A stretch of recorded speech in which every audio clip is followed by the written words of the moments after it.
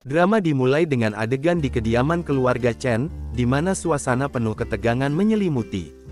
Keluarga besar tengah menunggu kabar tentang cucu mereka, Chenluo, yang diharapkan menjadi kepala keluarga Chen yang baru. Namun, waktu semakin mendesak. Jika dalam 3 bulan Chenluo tidak ditemukan, posisi kepala keluarga akan jatuh ke tangan Chen Yue, kakak yang penuh ambisi dan dikenal licik. Di sisi lain, Chenluo ternyata sedang menyamar sebagai seorang satpam di sebuah hotel mewah. Ia yakin bahwa pemilik hotel tersebut memiliki bukti penting yang bisa mengungkap kebenaran tentang kematian ibunya. Bagi Chenluo, menemukan pelaku pembunuhan ibunya adalah kunci untuk kembali ke posisi kepala keluarga Chen. Di hotel, terjadi insiden mendebarkan. Bos hotel, Su Ying, hampir saja dirampok saat membawa barang antik yang langka. Berkat kecepatan dan kecerdikan Chenluo, Su Ying berhasil diselamatkan. Namun, ketika barang itu diperiksa, ternyata hanya replika. Untuk membuktikannya, Chenluo dan Su Ying mendatangi seorang ahli barang antik. Kemampuan Chenluo yang luar biasa dalam menilai keaslian barang membuat Su Ying terkagum-kagum. Su Ying, yang sering dikejar oleh Jiaqi, seorang pengusaha kaya namun arogan, merasa tidak nyaman dengan perhatian Jiaqi. Untuk mengusirnya, Su Ying berpura-pura menjalin hubungan dengan Chenluo. Bahkan, di depan Jiaqi, Su Ying berani mencium Chenluo agar sandiwara itu terlihat nyata.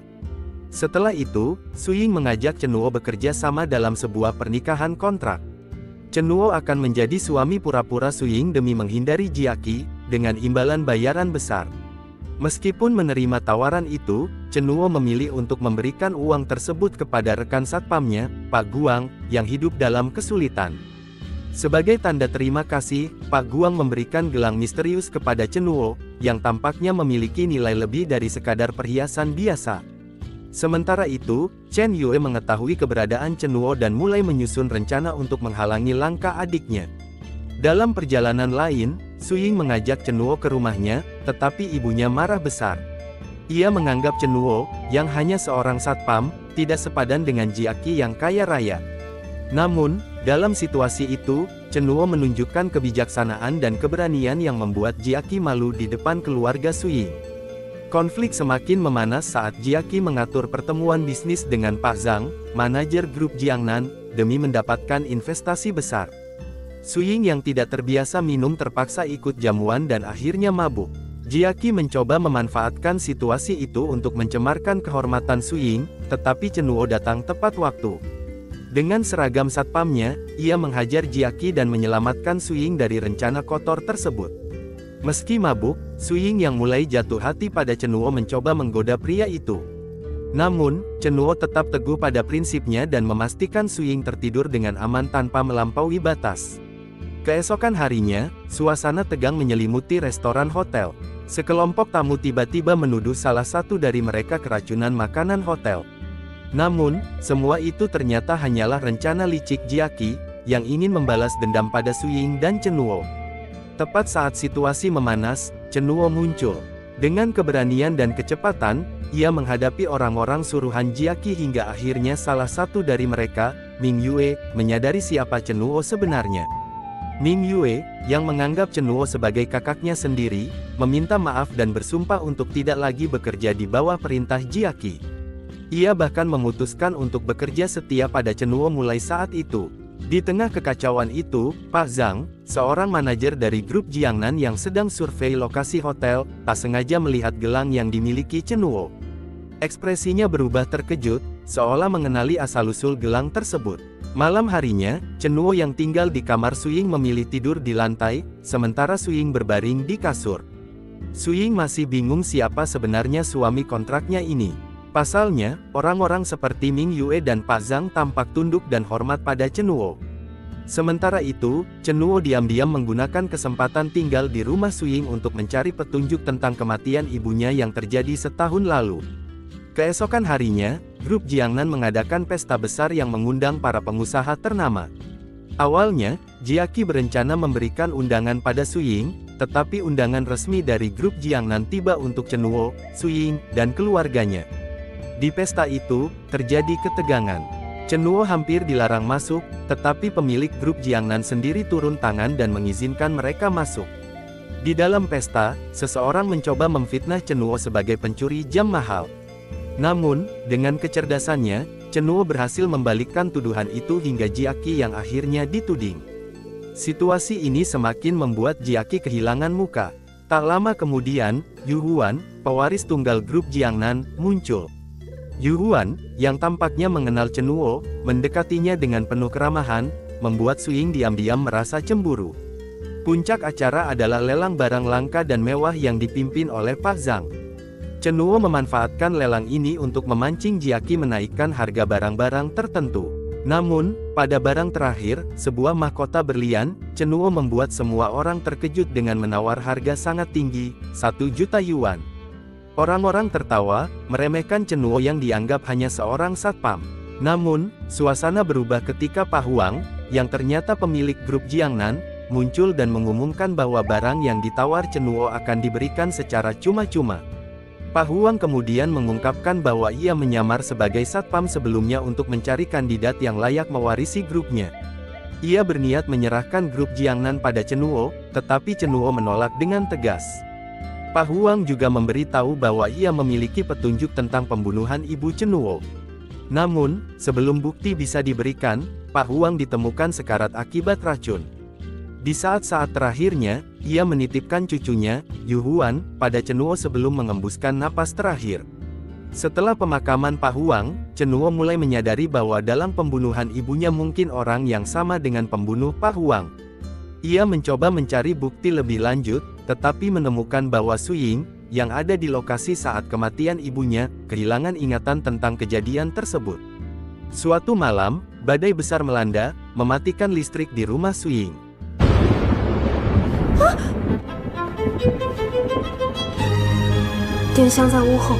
Trauma masa kecil Su Ying membuatnya ketakutan, tetapi Chen Nuo dengan lembut menenangkannya. Kejadian ini membuat hubungan mereka semakin dekat, dan benih cinta perlahan tumbuh di antara keduanya. Hari berikutnya, Jiaqi kembali berusaha menyerang Su Ying dengan menculik Ning Yue. Chen Nuo tanpa ragu datang menyelamatkan, menghadapi anak buah Jiaqi seorang diri dan membuat Jiaqi semakin frustasi. Namun, Jiaqi bersumpah tidak akan menyerah untuk mendapatkan Su Ying. Sementara itu, Yu Huan yang jatuh cinta pada Chen Nuo mencoba memanfaatkan posisinya untuk menarik perhatian pria itu. Ia bahkan menawarkan investasi besar untuk hotel Su Ying asalkan Chen Nuo mau bersamanya. Namun, Chen Nuo tetap teguh, menolak Yu Huan dan menganggapnya tak lebih dari seorang adik. Saat investigasi berlanjut, Chen Nuo menemukan fakta mengejutkan bahwa Su Ying secara tidak sengaja merekam video yang menunjukkan wajah pembunuh ibunya. Namun, wajah itu menyerupai Chen Nuo, meski dengan perbedaan kecil. Ini membuat Su Ying bingung dan memutuskan menjauh dari Chen Nuo, meski hatinya berkata sebaliknya. Suasana rumah Su Ying semakin rumit dengan kehadiran Yu Huan, cucu almarhum Pak Huang, yang kini tinggal bersama mereka. Chen Zuo dan Su Ying terpaksa menerima situasi ini karena takut membuat Yu Huan tersinggung, yang dapat berdampak buruk pada hotel Su Ying. Namun, malam harinya, Yu Huan membuat suasana semakin canggung dengan meminta Chen Zuo tidur seranjang dengannya. Tidak rela, Su Ying ikut bergabung di tempat tidur, memastikan dirinya di tengah-tengah agar Chen Zuo tidak terbagi perhatian. Keesokan paginya, mereka kembali ke rutinitas masing-masing. Namun, Yu Huan yang dikenal penuh percaya diri membuat kejutan di hotel dengan melamar Chen Zuo secara terbuka di depan banyak orang. Semua orang terkejut, termasuk Su Ying. Meski tersanjung, Chen Zuo dengan bijaksana menolak lamaran Yu Huan. Ia dengan tegas menyatakan bahwa perasaannya hanya untuk Su Ying, tanpa peduli tekanan dari Yu Huan. Di tengah keributan itu, Jiaqi memanfaatkan situasi untuk membuat keonaran di hotel. Ia menyebar rumor bahwa Su Ying adalah perebut hubungan Chen Zuo dan Yu Huan. Beruntung, Chen Zuo berhasil menghentikan rencana ini dan mengungkap bahwa Jiaqi dan Yu Huan diam-diam bekerja sama untuk memisahkannya dari Su Ying. Meski demikian, Yu Huan tidak menyadari bahwa tindakannya salah, karena ia terlalu ingin memenangkan hati Chen Zuo. Merasa hubungannya dengan Su Ying membahayakan wanita itu, Chen Zuo memutuskan untuk mengakhiri kontrak pernikahan mereka. Dalam kesedihannya, ia berpura-pura mabuk dan menolak berbicara dengan Su Ying. Namun, di saat itu pula, Yu Huan mencoba memanfaatkan momen dengan mendekati Chen Zuo. Sebelum Yu Huan berhasil, Chen Zuo justru memutar balik situasi. Wartawan yang datang malah menangkap momen romantis antara dirinya dan Su Ying, mempertegas bahwa cinta sejatinya hanyalah Su Ying. Setelah itu, hubungan Chen Zuo dan Su Ying semakin erat, bukan lagi karena kontrak, melainkan cinta yang tulus. Chen Zuo memperingatkan Yu Huan agar tidak lagi melakukan hal-hal seperti sebelumnya. Ia menyatakan bahwa ia hanya menganggap Yu Huan sebagai adik, sesuai amanah almarhum kakeknya. Namun, masalah belum selesai. Hotel Su Ying mengalami krisis keuangan setelah kehilangan investasi dari grup Jiangnan. Su Ying bahkan terpaksa menggadaikan rumahnya untuk membayar gaji karyawan, membuat orang tuanya marah besar. Chen Zuo, yang diam-diam adalah pewaris keluarga Chen yang sangat kaya, datang menyelamatkan dengan menebus rumah Su Ying. Ia menyerahkan sertifikat rumah itu kembali kepada Su Ying, membuat wanita itu semakin penasaran tentang siapa sebenarnya suami kontraknya ini. Situasi memanas lagi ketika Jiaqi menculik Yu Huan dan meminta Chen Zuo datang jika ingin menyelamatkannya. Setelah berhasil menjebak Chen Zuo, Jiaqi memaksa Yu Huan menyerahkan semua saham grup Jiangnan kepadanya. Yu Huan, demi menyelamatkan Chen Zuo, menandatangani dokumen tersebut. Namun, Chen Zuo segera menyadari bahwa semua ini hanya sandiwara antara Jiaqi dan Yu Huan untuk membuatnya luluh. Sayangnya, Jiaqi juga menipu Yu Huan. Dokumen peralihan saham yang ia tanda tangani justru sah dan membuat Jiaqi menjadi pemimpin grup Jiangnan. Yu Huan yang kehilangan segalanya datang ke rumah Su Ying sambil menangis. Menyadari kesalahannya, ia memohon bantuan Chen Zuo dan Su Ying untuk mendapatkan kembali apa yang menjadi miliknya. Demi Yu Huan, Chen Zuo mengungkap kepemilikan sah grup Jiangnan yang diwariskan oleh Pak Huang kepada cucunya.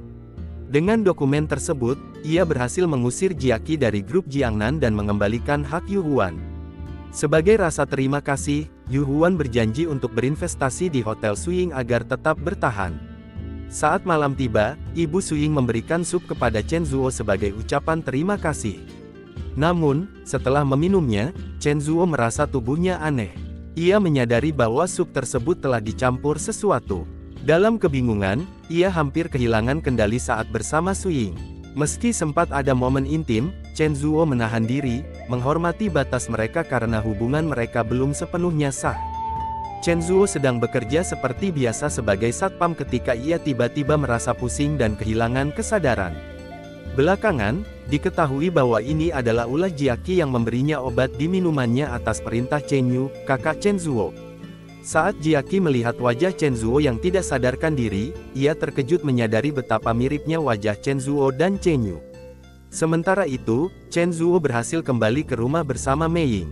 Namun, tiba-tiba, Mei Ying diculik oleh Jiaqi, yang berniat mencelakainya. Beruntung, Chen Zuo muncul tepat waktu untuk menyelamatkan kekasihnya. Ternyata, ia hanya berpura-pura buta untuk memancing Jiaqi mengungkap rencana aslinya. Setelah menyelamatkan Mei Ying, Chen Zuo menahan diri untuk tidak melukai Jiaqi karena ia ingin mencari tahu siapa dalang di balik kejadian ini. Namun, Jiaqi sempat memberi Mei Ying obat misterius sebelum melarikan diri. Saat diperiksa, obat itu ternyata mampu menghapus ingatan. Mei Ying akhirnya mengingat kembali peristiwa 1 tahun lalu tentang kematian tragis ibunya. Ia mengungkapkan kepada Chen Zuo bahwa pembunuh ibunya memiliki wajah yang sangat mirip dengannya. Fakta ini membuat Chen Zuo curiga bahwa Chen Yu, kakaknya, mungkin terlibat.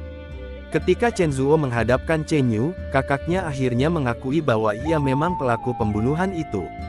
Pengakuan ini membuat Chen Zuo marah besar, dan baku hantam antara kedua saudara ini tidak dapat dihindari. Pertarungan berakhir dengan keduanya terluka parah dan dilarikan ke rumah sakit. Namun, saat sadar, Chen Zuo mengalami amnesia sementara. Kondisi ini dimanfaatkan oleh Chen Yu, yang menyamar sebagai Chen Zuo untuk mengambil alih kehidupannya. Sebagai Chen Zuo palsu, Chen Yu berusaha merebut segala hal yang dimiliki Chen Zuo, termasuk Mei Ying. Ia juga menggunakan obat-obatan untuk mempertahankan kendali atas ingatan Chen Zuo asli. Namun, penyamarannya mulai terkuak karena perilaku yang berbeda dari Chen Zuo yang dikenal oleh orang-orang terdekatnya, terutama Mei Ying. Mei Ying, yang memiliki ikatan emosional mendalam dengan Chen Zuo asli, mulai merasakan kejanggalan. Chen Zuo palsu lebih sering marah dan menunjukkan sikap dingin yang bertentangan dengan sifat asli Chen Zuo. Kecurigaannya semakin besar ketika ia bertemu dengan sosok lain yang terlihat seperti Chen Zuo tetapi berperilaku seperti Chen Yu. Mei Ying akhirnya sadar bahwa ada dua orang yang mengaku sebagai Chen Zuo. Keraguan dan kecemasan menyelimuti dirinya. Chen Yu, yang menyamar sebagai Chen Zuo, mulai menunjukkan tanda-tanda frustrasi karena orang-orang di sekitar Mei Ying, seperti Ming, juga mulai mencurigainya. Di sisi lain, Chen Zuo asli, yang mulai pulih dari amnesianya, menyadari tipu daya kakaknya. Ia mengatur strategi untuk merebut kembali identitas dan kehidupannya. Dengan bantuan Ming, ia memastikan Mei Ying selalu diawasi dan dijaga dari ancaman Chen Zuo palsu. Chen Yue sedang menyamar menjadi saudaranya, Chen Zuo, dengan rencana melamar Mei Ying, wanita yang diam-diam ia cintai. Namun, segalanya berubah ketika Chen Zuo asli muncul dengan identitas baru sebagai Chan Yue, ditemani seorang wanita bernama Muzi. Kehadiran Muzi, yang ternyata kekasih sejati Chen Yue, membuat penyamaran Chen Yue terbongkar. Mei Ying, yang awalnya bimbang, mulai menyadari bahwa pria sejati yang ada di hadapannya adalah Chen Zuo asli setelah melihat sifatnya yang tulus dan perhatian. Muzi, yang merupakan anak angkat keluarga Chen, memiliki peran penting dalam kisah ini. Sejak lama, nenek keluarga Chen telah menetapkan bahwa cucunya harus menikahi Muzi untuk menjadi kepala keluarga. Namun, Chen Zuo menolak tradisi ini. Ia hanya ingin bersama Mei Ying, wanita yang ia cintai, dan bertekad mengubah aturan keluarga agar keturunannya kelak tidak terpaksa mengikuti keinginan orang tua. Chen Zuo dan Mei Ying mulai bekerja sama untuk mengungkap rahasia keluarga Chen. Mereka menemukan bukti bahwa Chen Yue telah melakukan kejahatan besar, membunuh mitra bisnis keluarga dan secara tidak langsung menyebabkan kematian ibu mereka. Bukti ini juga mengungkap bahwa Mei Ying adalah saksi kunci atas peristiwa tragis tersebut. Namun, Chen Yue tidak tinggal diam. Ia berusaha mencuci otak Mei Ying dengan bantuan asistennya, agar Mei Ying percaya bahwa Chen Yue adalah Chen Zuo. Beruntung, Chen Zuo yang telah menyiapkan strategi bersama sahabatnya, Yu Huan, berhasil menyelamatkan Mei Ying tepat waktu. Yu Huan bahkan memberikan jam tangan dengan tombol darurat agar Mei Ying selalu terlindungi. Di tengah perjuangan mengatasi intrik keluarga, Chen Zuo melamar Mei Ying dalam momen yang indah. Mei Ying menerima lamaran itu dengan penuh kebahagiaan. Namun, masalah baru muncul ketika nenek Chen dan Muzi mencoba memisahkan mereka. Mereka menyerang bisnis hotel Mei Ying, berharap tekanan ini akan membuat Chen Zuo menyerah. Tetapi Chen Zuo, dengan kendali penuh sebagai pewaris keluarga Chen, berhasil melindungi kekasihnya dan membuktikan kekuatannya sebagai pemimpin sejati. Kabar duka datang saat nenek Chen meninggal dunia. Dalam upacara pemakaman, Chen Zuo secara resmi diangkat menjadi kepala keluarga Chen. Namun, saat pengangkatan berlangsung, Chen Yue muncul untuk terakhir kalinya, membawa ancaman besar dengan menyandera Mei Ying. Rencana terakhir Chen Yue ternyata jebakan yang telah disusun oleh Chen Zuo dan Muzi. Saat segalanya sudah siap, Muzi melumpuhkan Chen Yue, yang sebenarnya adalah pria yang pernah ia cintai. Meski berat, Muzi menyadari bahwa ia tidak bisa hidup dengan seseorang yang tega membunuh ibunya sendiri. Dengan bukti kejahatan Chen Yue yang lengkap, keluarga Chen akhirnya menemukan keadilan. Setelah semuanya berakhir, Chen Zuo dan Mei Ying menjalani hidup bahagia. Mereka mengelola hotel bersama, merayakan cinta mereka, dan mengembalikan kehormatan keluarga Chen. Chen Zuo menjadi kepala keluarga yang bijaksana, mengubah aturan lama, dan membangun masa depan baru untuk generasi mendatang. Sekian dari kami, mohon maaf atas segala kesalahan dan kekurangannya. Jangan lupa untuk like, komen, dan subscribe agar tidak ketinggalan alur cerita seru lainnya.